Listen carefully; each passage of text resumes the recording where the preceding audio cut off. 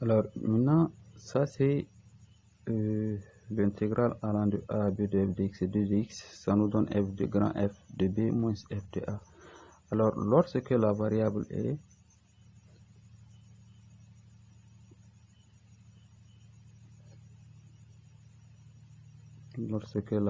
devient a plus b moins x, nous aurons l'intégrale de a à b de f de a plus b moins x de dx là égale, comme le x est négatif, nous aurons moins la primitive de a plus b moins x de a à b.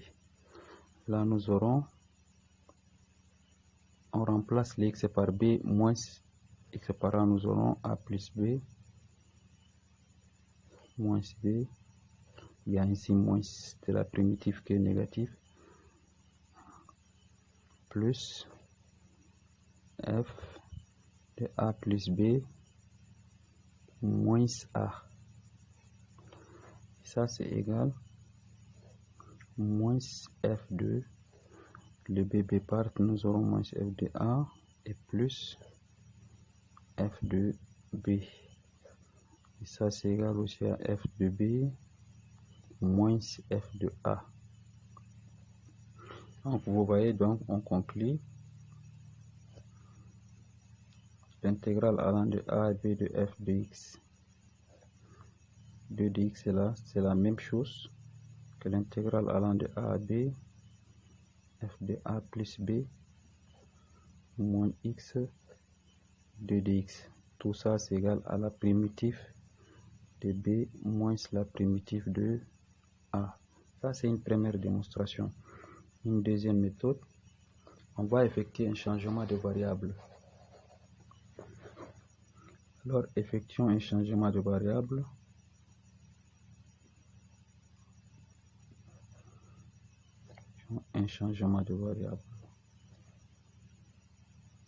Pour essayer de démontrer cette intégrale là.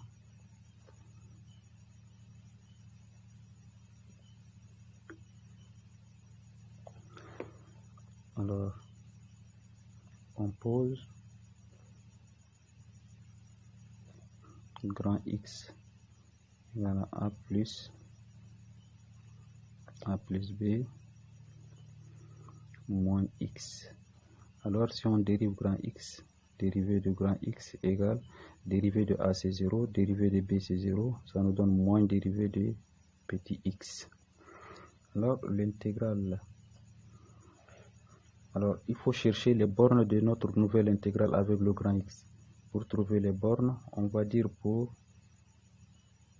petit x égale à A, la borne inférieure, on va remplacer petit x par A, nous aurons grand X va être égal à petit a plus b moins a.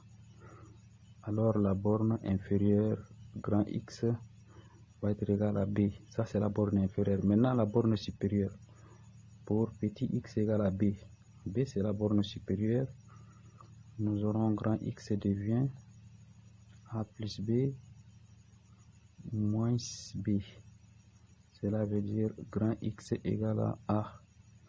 Alors là, vous voyez que quand on utilise la variable grand X, les bornes, la borne inférieure devient supérieure et la borne supérieure devient inférieure. Nous aurons l'intégrale de a à b de f de a plus b moins x de x là, elle est égale l'intégrale de b à a de f de x par 2 de x. Le 2 de x c'est ici 2 de petit x là, si on veut le remplacer par son expression, ça nous donne moins 2 de grand x, moins 2 de grand x. On fait sortir le moins dehors, nous aurons moins b à a de f de grand x 2 de x. Alors le moins qui est là, pour le faire disparaître, on échange les bornes. Ça devient maintenant On change les bornes, nous aurons l'intégrale devient de A, positif mais de A à B, de f du grand X, de grand X. Alors, la variable étant muette, on conclut, on dit donc, vous voyez, l'intégrale de A à B x de x là c'est bien égal à l'intégrale allant de A à B de f de A plus B moins x de dx. Ça c'est le premier volet de la propriété du roi. Ça c'est en ce qui concerne les intégrales. Maintenant on va essayer de démontrer les sommes maintenant. Alors on va essayer de démontrer la somme maintenant, démonstration.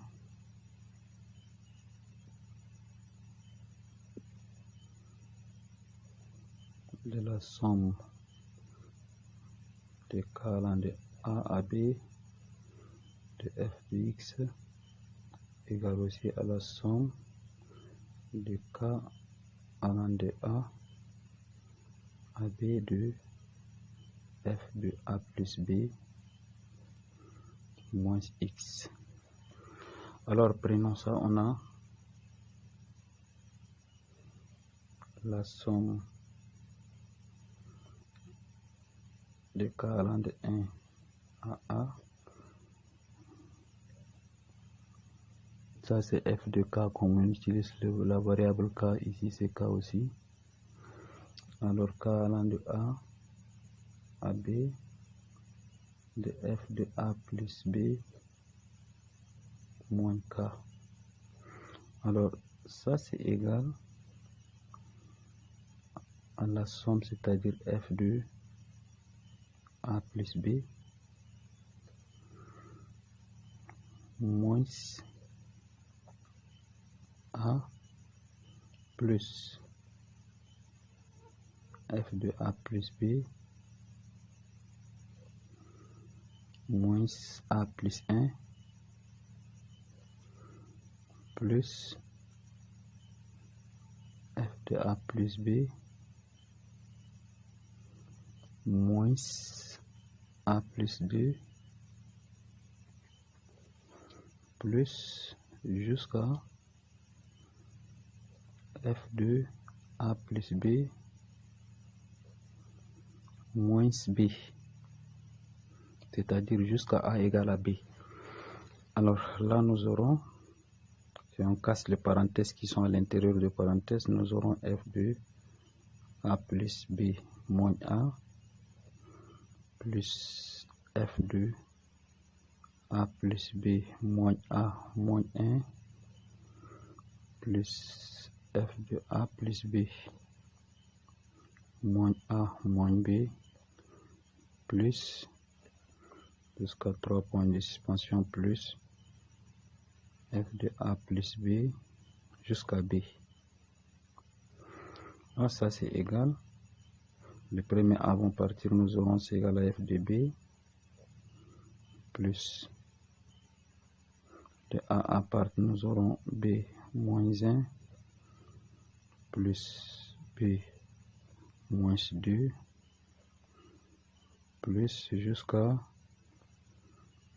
f de A. Alors là nous aurons ici c'est le A qui part, donc c'est B qui est là. Là si on inverse, nous aurons f de A plus f de A plus 1 plus 2 jusqu'à f de B moins 2 par exemple, plus f de B moins 1 jusqu'à plus f de B. Et ça c'est nettement la somme de k allant de A à B de f de k qui est là. On conclut d'où donc la somme de k allant de A à B de f de A plus B moins k là c'est bien égal à f égale à la somme K allant de A à B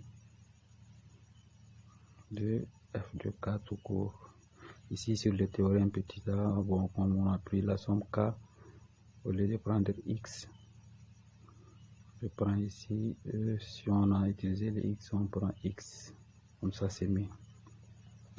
Voilà, ça c'est la propriété du roi qui est utilisée dans les intégrales et le calcul des sommes. Alors on va essayer de traiter un exemple dans la suite. Dans la vidéo qui va suivre cette vidéo là, on va essayer de prendre l'exemple qui concerne la propriété du roi. Alors bye bye.